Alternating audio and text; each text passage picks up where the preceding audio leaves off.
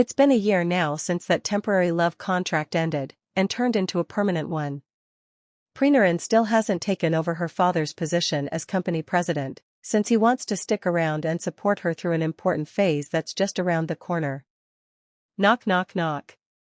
A few taps on the door sounded before it swung open, revealing her ever-cheerful secretary, just like always. "Would you like hot chocolate or coffee today, boss?" she asked brightly. But today, Preenaran wasn't feeling quite right, something just felt off. The craving for caffeine was gone, replaced by the urge to sleep since late morning. "Just water today, please. I'm not feeling too well." "All right then, I'll leave some snacks here. If you change your mind, just let me know anytime," the secretary replied. The moment Preenaran laid eyes on the snack plate, her mouth filled with saliva, not from hunger, but from nausea. The smell was more off-putting than appetizing. "Wait a second. What is this?" "Don't worry, I cut my nails every 2 days. I won't let them grow even a little bit," she said, wrapping her long arms around her wife's slender waist, her breasts rising prominently before her. Then, she moved her wrist, thrusting her fingers upward. Just that, and the legs of the person on her lap trembled like a newborn fawn. Brace yourself properly, don't sit down or I won't be able to do it properly." I can't take it anymore, it feels so good. I'm going to finish." Preenaran tried to control herself because not only was her lower half being invaded so brazenly, her upper half was also being occupied by her warm lips. The young woman clung to her lover's feet, digging her toes, and digging her nails into her shoulders. "All done. Don't forget to give score for being an outstanding student." Until she was close to the shore, her insides tightened and squeezed. It was at the same moment that the person below her separated her mouth from her breasts and slammed her wrists non-stop until her lower half was numb. Preenaran hugged the other person's neck. She covered her mouth as she moaned loudly. At that moment, she almost lost consciousness because of the indescribable thrill from her wife's thrusting movements. Khem.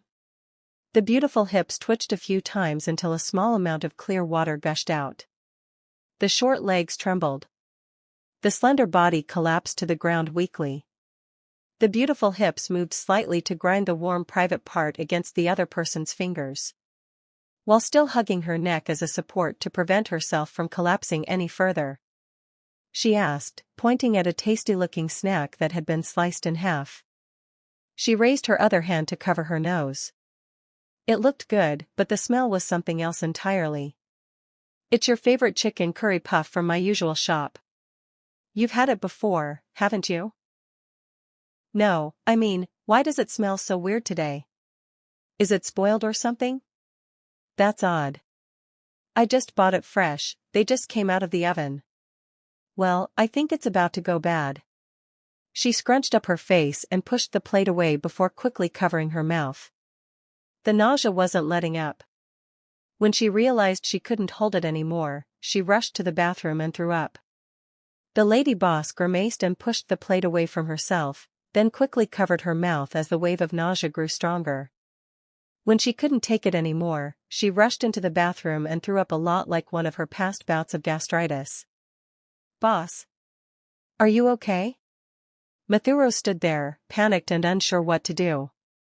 Just the light aroma of a chicken curry puff was enough to make her boss throw up. Yeah, something was definitely off again. "The smell is way too strong. I can't take it. Please, take the plate away," she managed to say. As she tried to stand, her secretary rushed to support her and pulled out her inhaler balm, opening it quickly to keep the boss from fainting. Come to think of it, her boss had been acting strange for a few days now. She'd been easily irritated, barely eating, and now nauseated by the smell of food that normally made people hungry. Since all the girls in the house, married, Mathuros feels familiar and wonders what's wrong with the lady boss. You threw up just from the smell? That hair-making project you mentioned, have you taken a pregnancy test yet? You've looked tired the past couple of days, and you're not eating much either. That's not like you at all. These symptoms are exactly how my sister was when she was pregnant with her first son. Preenaran froze. Right, today was the day she was supposed to check if the pregnancy had been successful, after 2 rounds of trying. She quickly washed her face and looked at her secretary, who honestly knew her better than most of her friends did. Mathuros just gave her a gentle smile. Should I call Miss Khem for you? Let her know you're not feeling well?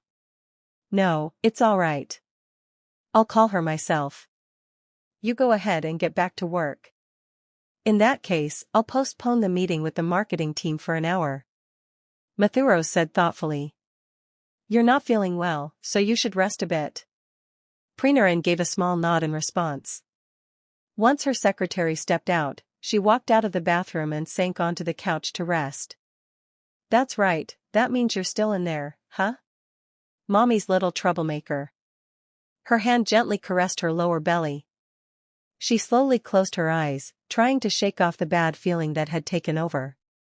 It was probably too early for morning sickness, maybe she was just stressed from work and her body was reminding her that she wasn't alone anymore. Then again, they had tried for twins, so maybe the babies were just making their presence known earlier than usual.